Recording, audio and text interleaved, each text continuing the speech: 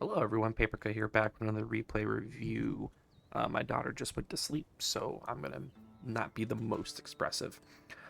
Today we're watching Stidox. I don't know exactly how to pronounce it, but he has someone who joined my coaching Discord a while ago, posts a lot, really appreciate his contributions, and he finally asked me for a replay review, and here he is playing with his brother.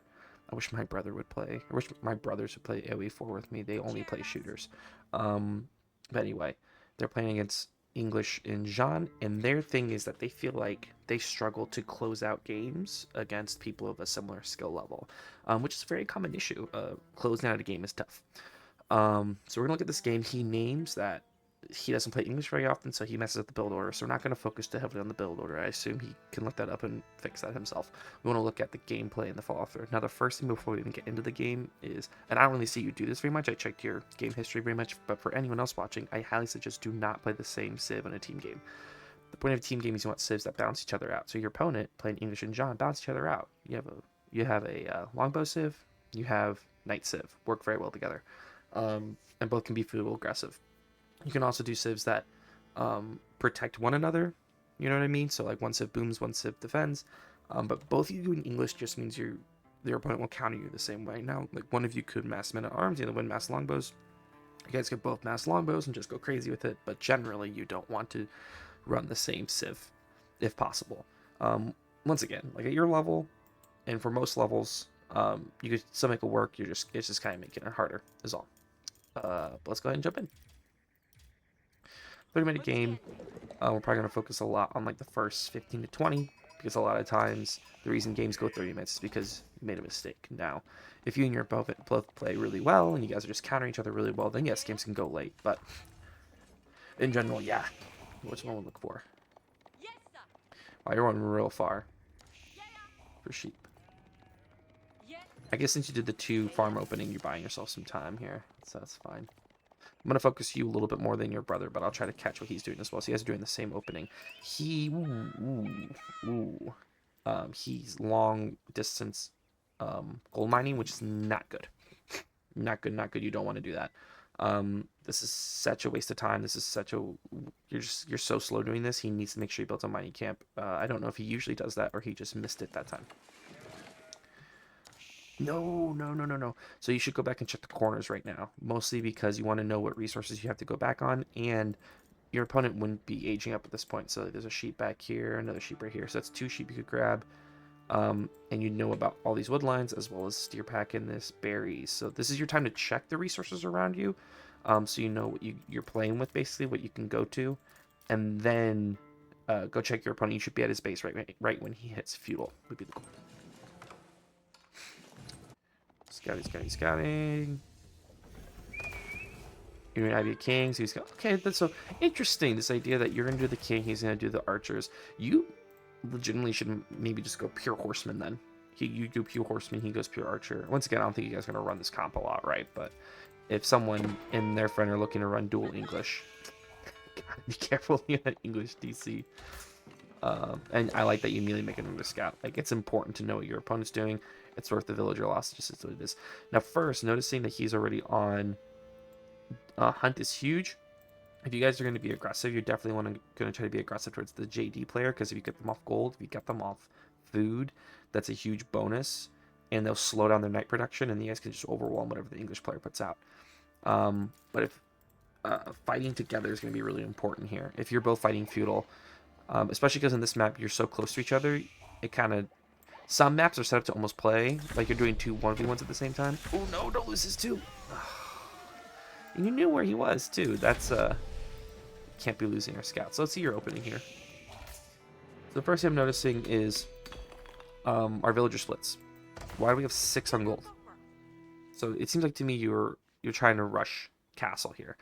I think this is helpful to help people realize what they're setting themselves up for. So your eco splits, how you split your villagers, should be based on the thing you want to do. What do you want to do? Are you guys wanting to fight in feudal and make a lot of units and fight?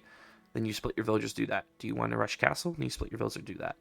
So what do I mean by that? So, or do you want to go to 2TC? Because usually people go 2TC on this build. he really needs to get a mining camp down. This is very, very painful, and he has the wood for it. He did have the wood for it too, earlier. But what does this mean? So, one, it means how we split our villagers allows us to either continuously make units or not. So if I want to make units, what unit am I making? Well, hypothetically, feels like you're going to go knights, right? Or you're going to go horsemen. So you need a stable, and then horsemen are a lot of food and a little bit of wood. So in that case, I would split most of my villagers on food, some on wood, and then a few on gold for upgrades. 6 on gold. That's the type of thing you do if you're rushing castle. And look, you already have half the gold you need for castle.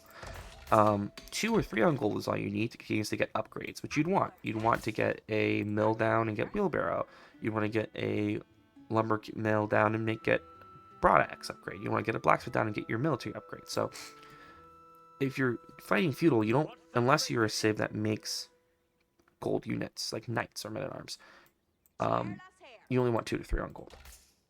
And then as you're aging up, you actually need to put a lot on wood as you're aging up. So for you, I would have left 4 on food, so 2 on your farms, 2 on the sheep, and just rallied to wood until you get enough for like a lumber mill, a house, and a stable. And when you drop that stable, you then split back more into food and start adding farms, and you're just making horsemen. Second, the attack plan. I already see your brother sending a longbow forward. Here's the issue with doing that against JD. The second she aids up, she's going to get a knight out. The knight's going to kill this longbow immediately. So that's a no-go for him. If you guys are ever playing against a knight civ, or generally a civ that opens cavalry really early, you need spears.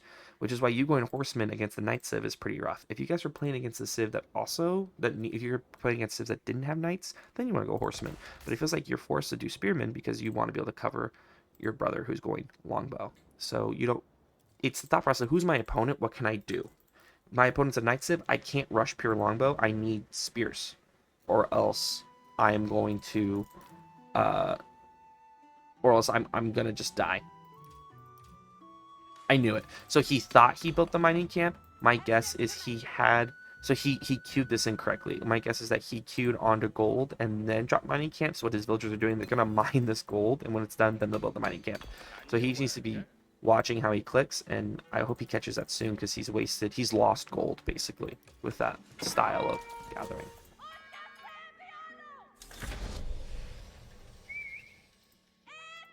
Here comes the king. And so right now you guys are doing the 1v1. So you're gonna raid your opponent. He's gonna push his opponent off. What's your guys' goal here?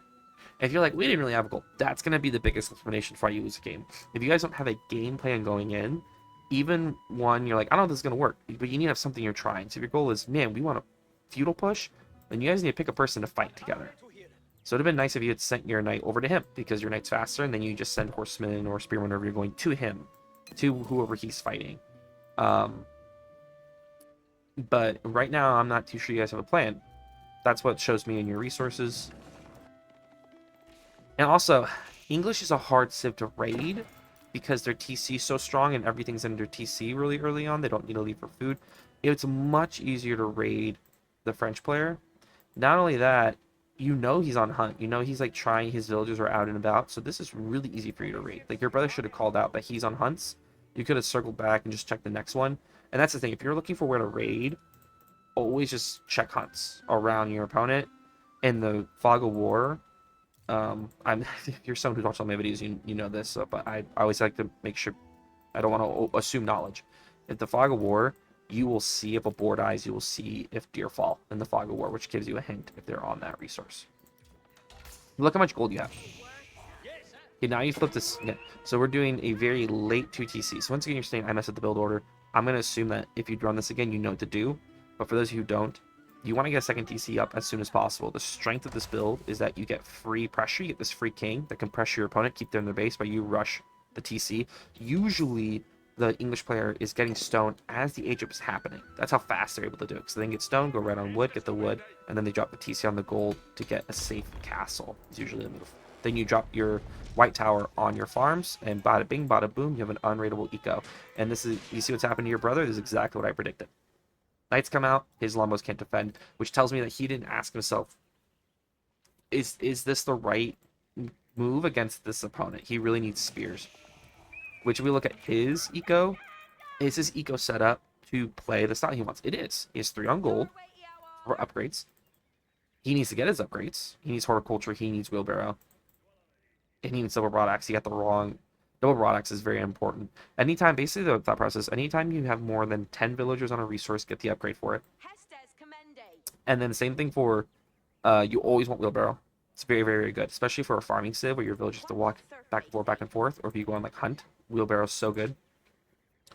But he's macroed very well. He has more villagers on wood than food, which English wants because of longbow costs. And he should be adding a barracks like right now. At this point, he needs to know it's barracks time. He should pull his villagers off gold because it's the first thing they're gonna raid.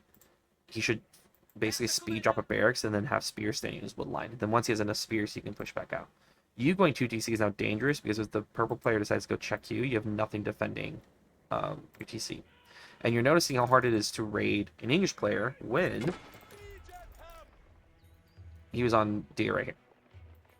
And I bring that up because your brother saw that, and he should have called out to you, and you should have realized, yeah, he probably is staying on hunt. That's just what night civs love to do because their comps are so food heavy. I would run a little bit farther back. No, don't go back in yet. No, your king's still healing. Let it heal. Here, lucky your opponent is being very passive. Are you meaning to rush castle? That was an uh-oh castle. It is what it is. But how are you going to take advantage of this quick castle? Because you don't have a second TC, so you're not getting eco bonuses. So you need to either grab relics the second you hit your age up, or you need to start making knights and just go all in on castle knights, which would be my suggestion. If that's the case, you need to go really heavy on wood right now and kind of forget the second TC. It sucks because you're kind of doing 2 things at the same time. You're going 2 TC and castle, which means you're doing both kind of badly. You're not getting castle up super fast. You're not going to be ready to do things in castle because you're still getting the second TC, so it just feels bad because you're doing 2 things. Also, I would put this white tower here. Why did I put it here? Because hypothetically, this is where all your farms are going to go, and your white tower is great. Any defensive landmark is great for protecting food eco. For example, I played China, go Imp. You put the great wall gatehouse right next to your farms. It's just better to protect your food eco, because if your food eco lives, you can basically keep fighting. Nope, you never drop the tower when they're already near. He needs a barracks ASAP. I don't know why he's resisting a barracks so much. But I like the stable call. None of your opponents have things that can counter. He rushed. Okay, so I don't know why he's doing this. Because once again, 3 knights clean that up. 2 knights clean that up. I mean, it just feels like a really weird dude to me. None of you have blacksmiths either, which blacksmiths are really important because it seems small, but a lot of these techs really matter. So for example, getting arrow attack for your longbows is massive. 6 to 7 it has a huge difference in how much damage your longbows do.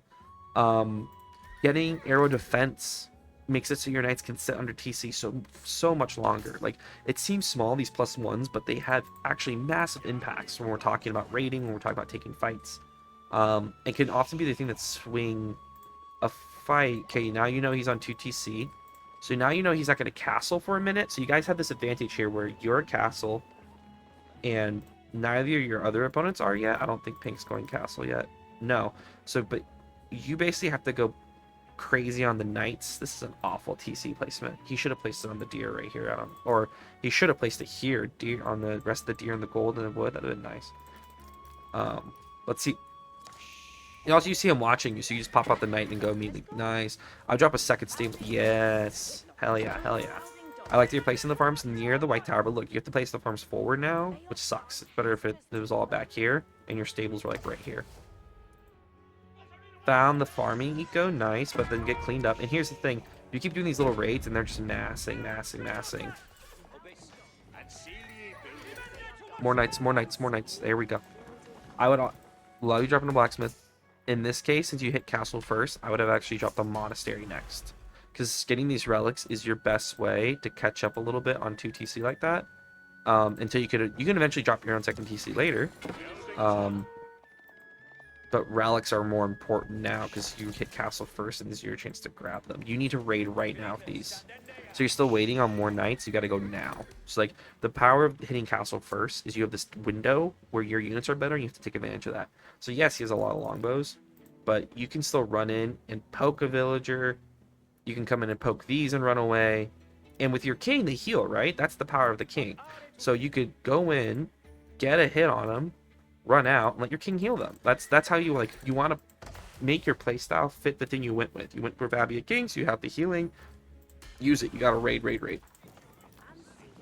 Also, when you hit castle, you need way more on gold. So you sell 4 on gold. You have 2 on stone. You need like 8 on gold when you hit castle. Why you need, like, especially when you're aging up the castle, you want like 8 on castle on gold. And the reason being is, think about what you have to do to hit castle. You have to make castle units, which cost gold. You need all your castle upgrades, which cost gold. All your castle upgrades cost more gold. So it's just, you need so much gold. It's actually better if you have at least 8, if not 10 to 12 on gold in castle, so you can get all those upgrades that you need and make those castle units. Wood actually starts to become less important in early castle because you need so much with gold, and then after you get the initial all the upgrades, then you go back on wood so you can start making farms. Your brother also has a huge longbow mass. This is the time for you guys to kind of get together and pick somebody. Like attacking the Jean player would actually be pretty big right now with his longbows and your knights. If he just drops like 3 rams, you guys push, that actually would be a pretty good combo right now. Do you notice how you have all this food you can't use because you don't have the gold?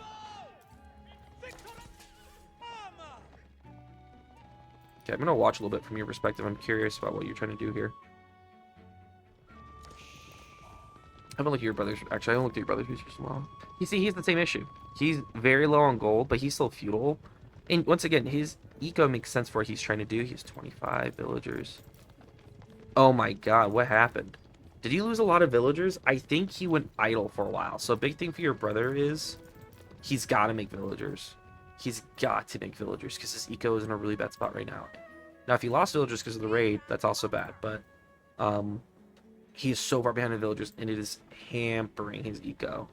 He is like he at this point he actually needs to go second TC because he's so far behind villager wise. He won't be able to keep up production. Okay, you guys are getting together, which is nice. I think you're choosing to work together here. So watch your perspective. Getting arrow defense, I love. Both opponents hit castle. So that's what I mean, like you had that window to get relics, you had that window to do raiding, and you didn't do anything. And now they're gonna catch up too. You have a second before they get their upgrades. Okay, so you see how heavy he was on gold? Because he knew he needed gold really badly. Now, it looks like he went that heavy on gold because he rushed up his age up. Yeah, you gotta go in. Bill kills now. No, check this, check this. He went 3 TC. That's super greedy.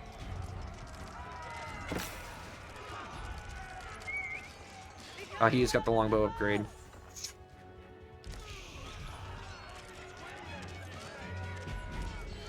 So you're idling his eco, but he's just kiting you. Yeah, so what you need to do in this instance, so one, they wanted you to sit under these 3 TCs and just eat arrow fire. And that's where your lack of arrow defense came in. They're hitting you for 6 each time. You have 5, so that's doing 1 damage each time. The problem is that you're tanking a lot of shots. And the longbows are veteran, so they're doing extra damage too. And they both went 2 TC. Wow. They're both 3 TC. So basically what's happened is, if we look back on the issue is you guys didn't really have a strategy. When you say like we're struggling closing games, it's because you're putting yourselves in a bad position. They went super greedy. They each went 3 TC and aged up, or in this case 2 TC and aged up. They didn't really make that many units. You guys did not feudal aggress early. Or you did, you made bad decisions, such as longbow rushing a Night Civ. 2, you then didn't really commit to something. You didn't do a fast castle. You didn't do a fast second TC. And then even though the advantage you did have, which was going castle, you were very slow on making knights and trying to do anything with it. And now they've successfully survived this boom. You guys are in this position where you either need to commit to just going in again, or backing up and trying to boom yourselves. But you notice this entire time, one, you built the second TC, but you're not building units out of it.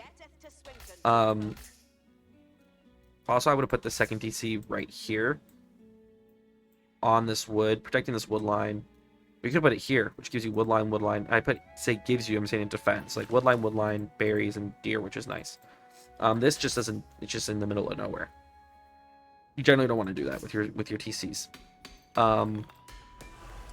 But as I was saying, it just feels like, and then, sorry, going back to what I was saying, you stopped making units during the fight. I can tell because you have so many extra resources. So you did this fight, and then you didn't add, you have all this wood. Are you going to add farms? Are you going to have more production? What are you going to switch into?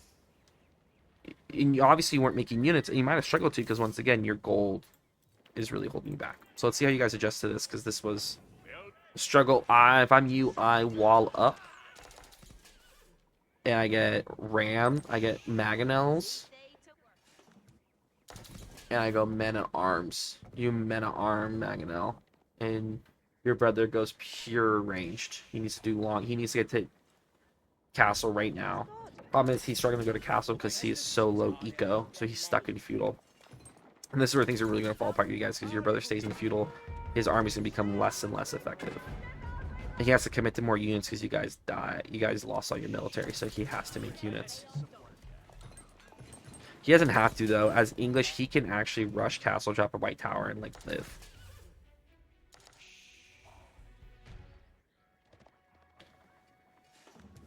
So one thing you can do in knights is delay him.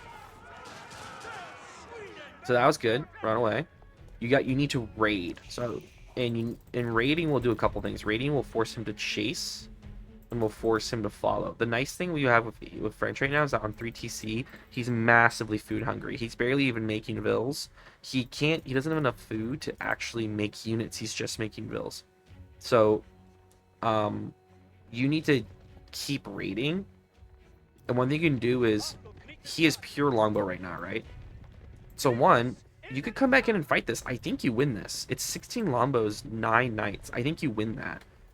Even if you don't, even if you run and he starts kiting, you keep 3 knights chasing, and you break off the rest of the knights and dive his villagers. And what you do is, like, you just pull 3, like, as you A move into them and they start fighting, just box over a group of them and just run them past, and then A move near some villagers and let them go. If you're trying to buy time, you could just, like, box over these. Where was he? Where was he? He was on gold. He was on food. So you could just, like, shift click, and A move onto the gold, knowing that he's probably still on gold. You know, there's a gold back here. So, and then anytime they start taking damage, you can hit spacebar. It takes you to that. You just spacebar over to it and back them up into corners, and you keep doing it again. And your goal is to keep them in their base while you get your ecos back on track and get more units. But he hasn't countered you yet. You should go back in right now. Multi-TCs makes them very food hungry. You're not making on both your TCs. Make sure you're doing that.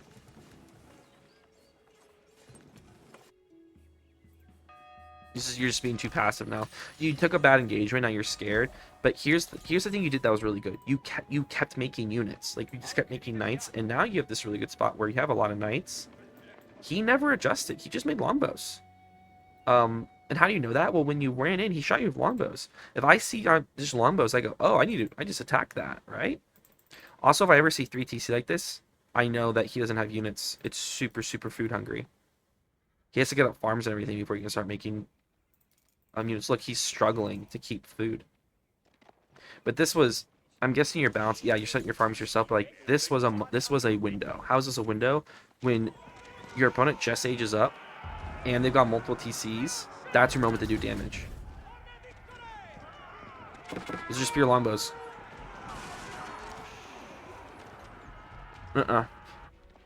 So once again, in that case, you took that fight, and you actually just took damage running away. I would have hit that, and then you break off half of them and dive his wood line. And boom, look at all these villagers back here. He can't garrison all those. You were slaughtering villagers. Slaughtering them. And then you just keep making more knights. Remember, like, put all your production on a hotkey, like 3, and then you can just queue up more knights as this fight's happening, and you just keep going. Go, go, go, go, go.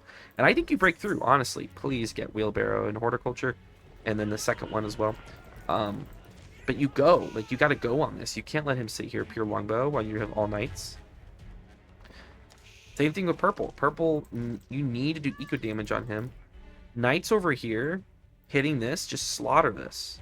They have no walls, so it's like, it's once again, if you have knights, your power of knights or horsemen is map control.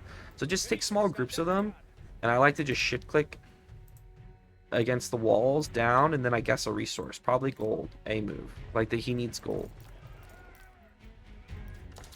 You gotta rush these mangonels. That's up to you. It's up to you. You have to rush the mags. Oh, go around. Beautiful, beautiful, beautiful. Keep going, keep going. Oh, he just ran away. Just keep running, keep running, keep running, keep running. So when I see like that, they've chased. He had every unit chasing. I go back to where my units are being rallied. Box over, shift, right click, and then A move into a resource. Because if you struggle to do balance these things, your opponent struggle to balance out these things. Right now you're playing very. All my units have to travel together right now. And even just 2 knights in a back line does a lot of work.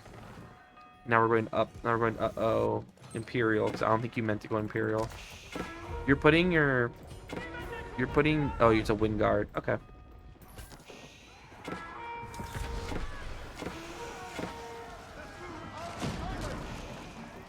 Did you send Mangonels up there?